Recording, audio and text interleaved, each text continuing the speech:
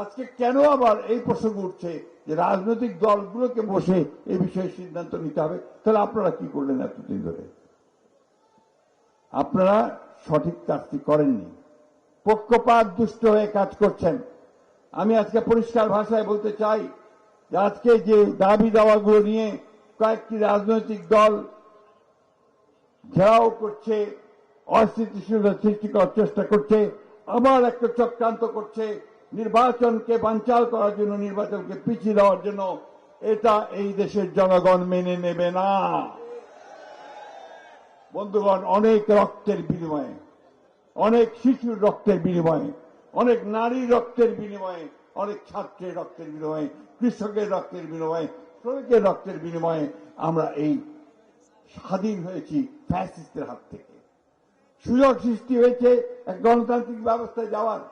এটাকে আমরা কোন মহলের চক্রান্ত বা ষড়যন্ত্রের মধ্য দিয়ে এটাকে বিনষ্ট হতে দিতে পারি না।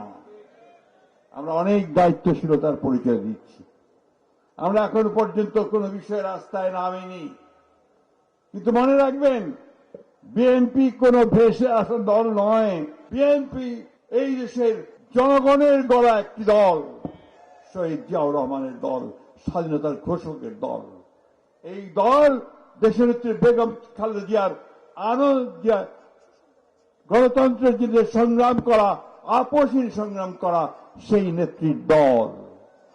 এই দল আমাদের সমস্ত মানুষগুলো, 60 লক্ষ মানুষের বিরুদ্ধে মিথ্যা মামলা, 20,000 মানুষকে হত্যা, 1700 মানুষকে গুম করে দেওয়া, সেই অবস্থা থেকে উঠে আসা একটা রাজনৈতিক দল।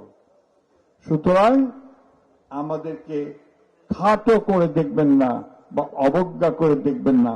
আমরা যদি রাস্তায় নামি তাহলে কিন্তু রাজনৈতিক বিষয়গুলো ভিন্নভাবে আসবে।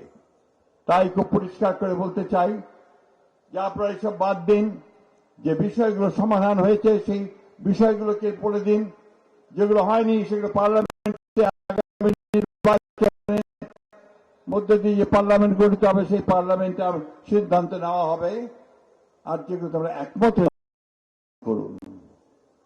আমরা খুব পরিষ্কার করে বলতে চাই যে নির্বাচনের দিনই গণভোট হবে, তার আগে হতে হবে না। আপনি তাই চান কিনা বলেন?